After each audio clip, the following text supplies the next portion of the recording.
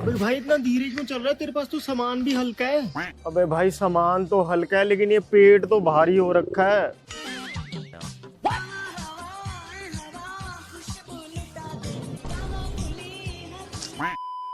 दोस्तों, अगर आपका अक्सर ही खाना खाने के बाद पेट फूल के गोल सा हो जाता है, पेट में गैस फंस गई है और पेट बिल्कुल टाइट सा हो गया है ऐसा महसूस होता है, गैस की वजह से सुबह पेट खुल के साफ भी नहीं होता, पेट भारी भारी सा हो गया है ऐसी फीलिंग होती है, तो आप आज बिल्कुल ठीक जगह पे आए हैं। क्योंकि आज मैं आपसे शेयर करूंगा कि क्यों कुछ लोगों को ही खाना खाने के बाद ऐसे ब्लोटिंग सी हो जाती है। वीडियो को सोल्यूशन ओरिएंटेड रखते हुए बात करेंगे उन इफेक्टिव होम रेमेडीज की जिन्हें अगर आप फॉलो करें तो पेट में गैस बनेगी ही नहीं। ये भी डिस्कस करेंगे कि खाने में कौन सी ऐसी चीजें हैं जो गैस करती हैं और कौन सी ऐसी चीजें हैं जो गैस होने नहीं देती। जब पेट गैस से फूल जाए तब ऐसा क्या करें कि इंस्टेंटली रिलीफ मिल जाए। वीडियो के आखिर में मैं आपसे इस प्रॉब्लम का परमानेंट सोल्यूशन भी शेयर करूंगा जिससे ये प्रॉब्लम सिर्फ रिलीफ नहीं बल्कि जड़ से ठीक हो सके। अपने आसपास इस प्रॉब्लम को इतनी कॉमनली देखने के बाद और आयुर्वेद की संहिताओं से समझने के बाद मैं आपको ये बात पूरी जिम्मेदारी से कह सकता हूं कि अगर आपने सिर्फ इस वीडियो को पूरा अच्छे से देख लिया तो आपको कोई और वीडियो देखने की जरूरत नहीं पड़ेगी। देखो, गैस की प्रॉब्लम को हल्के में नहीं लेना चाहिए क्योंकि अगर इसे नजरअंदाज किया तो यही आगे चल के IBS और अल्सरेटिव कोलाइटिस का रूप ले लेती है। इसलिए इसकी इंपॉर्टेंस को समझते हुए आइए बिना किसी देरी के शुरू करते हैं।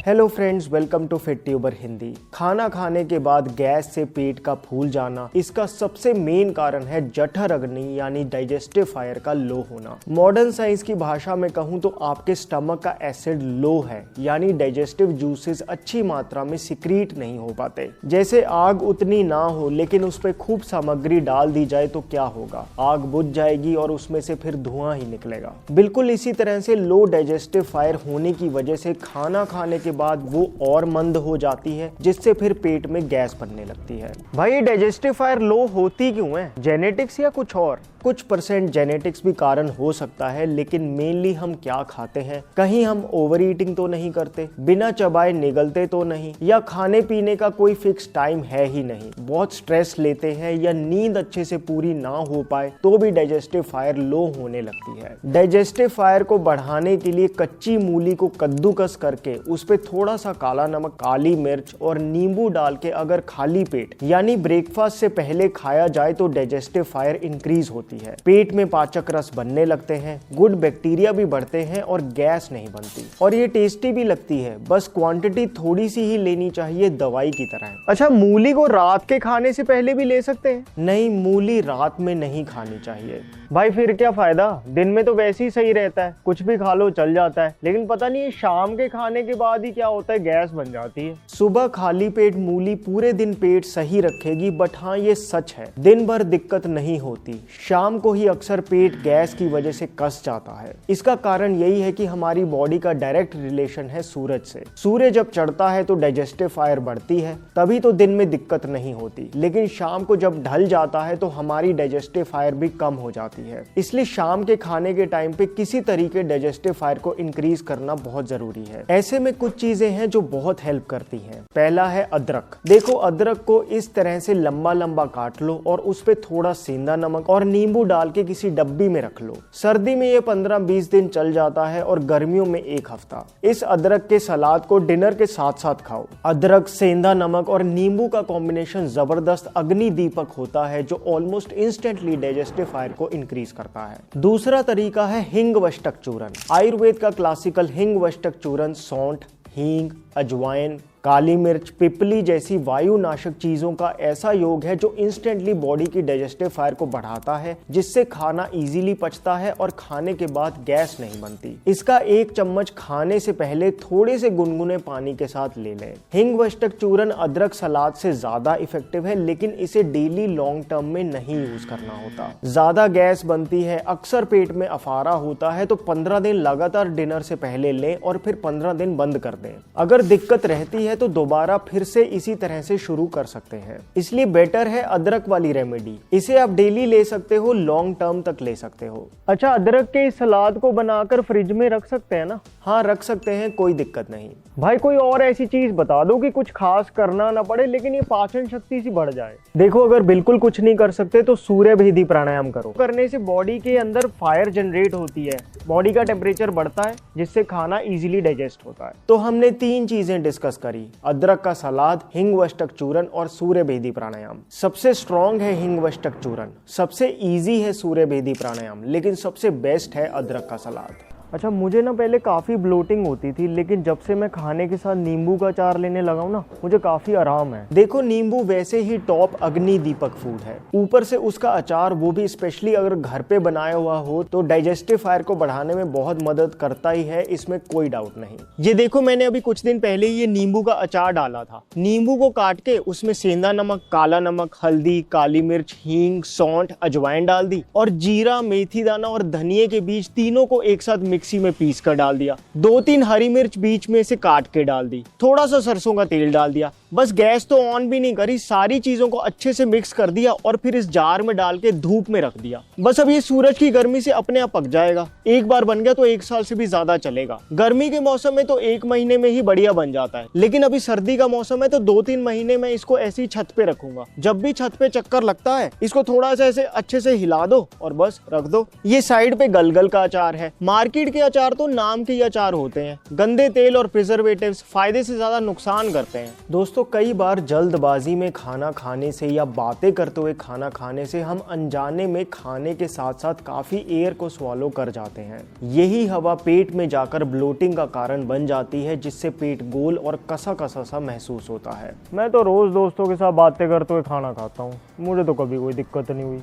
हाँ, बिल्कुल, मैं आपकी बात मान सकता हूँ और ये इसलिए है क्योंकि आपकी बॉडी की डाइजेशन नेचुरली ही स्ट्रॉन्ग है। इसलिए तेज खाने से, बातें करते हुए खाने से जो एक्स्ट्रा हवा भी अंदर जाती है, वो स्ट्रॉन्ग डाइजेस्टिव फायर की वजह से इजीली क्लियर हो जाती है। लेकिन जिन लोगों की डाइजेस्टिव फायर वीक है, उनकी वो हवा पेट में ही अटकी रह जाती है, क्लियर नहीं होती। बल्कि जिन लोगों को ब्लोटिंग की दिक्कत रहती है, वो मेरी ये बात से भी रिलेट कर पाएंगे कि खाना खाते ही एकदम से उठ जाना, खाने के बाद हड़बड़ी करने से भी पेट कस सा जाता है। चलो, सुबह दोपहर को तो चल भी जाए, लेकिन शाम के डिनर के समय तो बहुत आराम से चुपचाप चबा चबा के धीरे खाना चाहिए। धीरे चबा के खाना खाते हैं तो 2 फायदे होते हैं। एक तो मुंह में जो सलाइवा है वो अच्छे से खाने के साथ मिक्स होता है, जिससे पेट को ज्यादा मेहनत नहीं करनी पड़ती। दूसरा, खाते हुए एक्स्ट्रा हवा भी नहीं जाती। हो सके तो पैरों को लटका के नहीं, बल्कि सुख आसन में बैठकर खाएं। छोटी सी बात लगती है, लेकिन साइंटिफिकली इससे ब्लोटिंग के चांसेस बहुत कम हो जाते हैं। जैसे हमने खाने से पहले कुछ चीजों की बात करी थी, ऐसे ही खाने के बाद भी कुछ ऐसी चीजें हैं जिन्हें आप करें तो पेट में गैस नहीं बनेगी। खाना खाने के बाद अगर आप 1 चम्मच सौंफ, आधा चम्मच अजवाइन और थोड़ा सा गुड़ खाएं तो आपका खाना सड़ेगा नहीं, पचेगा। सौंफ तो डाइजेशन के लिए अच्छी है ही। अजवाइन का एक दाना जीभ पे रख के देखो कैसे जीभ मचलती है। ये अजवाइन गैस्ट्रिक जूसेस की प्रोडक्शन बढ़ाती है और पेट में गैस बनाने वाले बैड बैक्टीरिया को भी मार देती है। खाना पेट में ही पड़ा है, इस तरह की फीलिंग गुड़ खाने से नहीं आती। ये तीनों का कॉम्बिनेशन बहुत सही काम करता है। इन तीनों चीजों को तो आप जहां बैठ के खाना खाते हो वहां रख लो, ताकि हमेशा ध्यान में रहे। इसे आप डेली ले सकते हो। दूसरी चीज खाना खाने के बाद जो बहुत हेल्प करती है, वो है 5 मिनट वज्रासन में बैठना। वज्रासन में क्योंकि पिंडलियां दबती हैं तो ब्लड फ्लो पेट की तरफ जाता है, जिससे पेट में गैस बनने के चांसेस बहुत कम हो जाते हैं। यही एक आसन है जो खाना खाने के जस्ट बाद किया जा सकता है। भाई, अब खाना खाने के बाद ऑफिस में वज्रासन में बैठूंगा तो बॉस ऑफिस के बाहर बिठा देगा। वज्रासन में डिनर के बाद बैठ जाना। ऑफिस में लंच के बाद आप 5-10 मिनट स्लो वॉक भी करके आ सकते हो। पेट भी सेट रहेगा और बॉस भी। 2021 में 4 हफ्तों तक एक इंटरेस्टिंग स्टडी हुई थी, जिसमें देखा गया था कि जिन लोगों ने खाना खाने के बाद 10 मिनट स्लो वॉक की, उनकी गैस की समस्या सिर्फ इस एक चीज से ही काफी कम हो गई। इसलिए वज्रासन नहीं कर सकते तो वॉक ही कर लो। बाकी लंच के बाद मसाला छाछ जिसमें काला नमक, काली मिर्च और भुना जीरा वगैरह डाला हो, ये भी पेट में गैस रुकने नहीं देती और आंतों को भी मुलायम करती हुई जाती है। खाना खाने के 1.5 घंटे बाद अगर याद से 1 गिलास गर्म पानी पिया जाए तो पाचन शक्ति तेज हो जाएगी।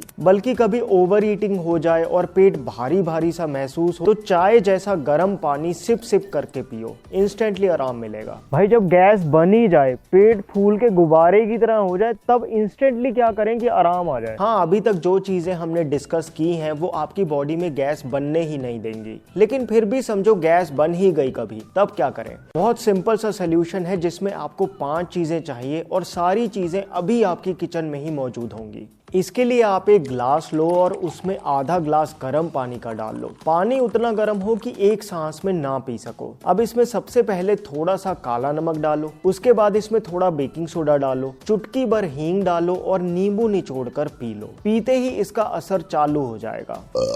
पेट में जो गैस फंसी हुई होगी वो निकलने लगेगी। दूसरा तरीका इंस्टेंट गैस रिलीफ के लिए है अमृत धारा। अमृत धारा तो ऐसी चीज है जो मुझे लगता है कि हर किसी के पास होनी ही चाहिए। इसके कई फायदे हैं। इंस्टेंट गैस रिलीफ के लिए अमृत धारा की 3-4 बूंदे 1 गिलास गर्म पानी में मिलाकर पियो। इसमें मौजूद अजवाइन, भीमसेनी कपूर, पुदीना और लौंग गैस और गैस से हो रहे पेट में दर्द दोनों से आराम दिलाते हैं। बाकी तीसरा तरीका है पवन मुक्त आसन। जैसे कि इसके नाम से पता चलता है, ये आसन है ही इसलिए कि पेट में जो गैस फंस गई हो वो बाहर निकल सके। आप इस पोस्चर में 1 मिनट तक होल्ड करके रखें, बॉडी को आराम आ जाएगा। अच्छा, कौन से ऐसे फूड्स हैं जो गैस बनाते हैं और कौन से ऐसे फूड्स हैं जो गैस निकालते हैं? हाँ, कुछ ऐसे फूड्स हैं जो पेट में ज्यादा गैस बनाते हैं और पेट का फूलना इस तरह की प्रॉब्लम्स को बढ़ावा देते हैं। इनमें सबसे ऊपर है राजमा और काली उड़द। ये दोनों हैं बहुत पौष्टिक, लेकिन ढंग से ना पचे तो बहुत गैस बनाती हैं। इसके अलावा चने की दाल, अरहर की दाल, मटर और लोबिया भी गैसी फूड्स की श्रेणी में आते हैं।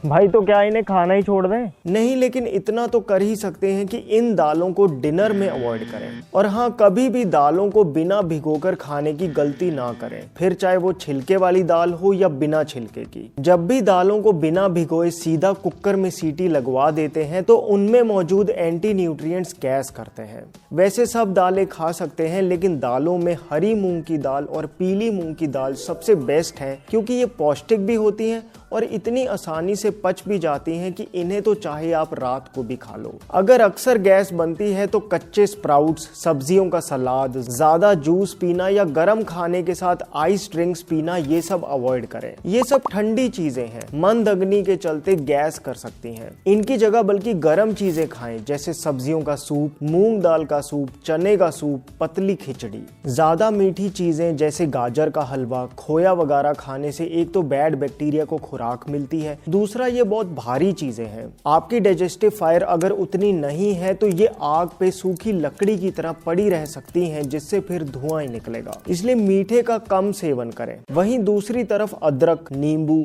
अजवाइन, काली मिर्च, हरी मिर्च, जीरा, हींग, तेज पत्ता, लौंग और इलायची, ये सब चीजें आपके लिए किसी दवाई से कम नहीं। जब भी आप रोटी, चावल, सब्जी, दाल, सूप बनाओ तो इनका याद से इस्तेमाल करो। जैसे रोटी के लिए आटा गूंथते हुए थोड़ी सी अजवाइन डाल लो, इससे रोटी गैस नहीं करेगी। चावल बनाते हुए तेज पत्तर और काली मिर्च जरूर डालो। कभी दिन में जिंजर लेमन हर्बल टी, लौंग, इलायची वगैरह डाल के बना सकते हो। दाल, सब्जी, सूप बनाते हुए ये सभी मसाले डाल सकते हैं और ऊपर से 1 चम्मच घी भी डाल लो। घी तो हैवी होता है, ये तो उल्टा नुकसान नहीं करेगा? आग में घी डालना सुना है ना? आग में अगर हम थोड़ा घी डालें तो आग फड़कती है, लेकिन अगर आग में बहुत ज्यादा घी डाल दें तो आग बुझ ही जाएगी। उसी तरह से थोड़ा थोड़ा घी, जैसे 1 चम्मच सब्जी के ऊपर डाल के खाएं तो डाइजेस्टिव फायर बढ़ेगी और आंतें भी मुलायम रहेंगी। हरी मिर्च बताई, लेकिन लाल मिर्च क्यों नहीं? लाल मिर्च अग्नि बढ़ाती है नो डाउट, लेकिन गट लाइनिंग को इरिटेट भी कर सकती है, स्पेशली लाल मिर्च का पाउडर। हरी और काली मिर्च बेटर है। अच्छा, मैं जब भी मूंगफली खाता हूँ मुझे गैस बन जाती है।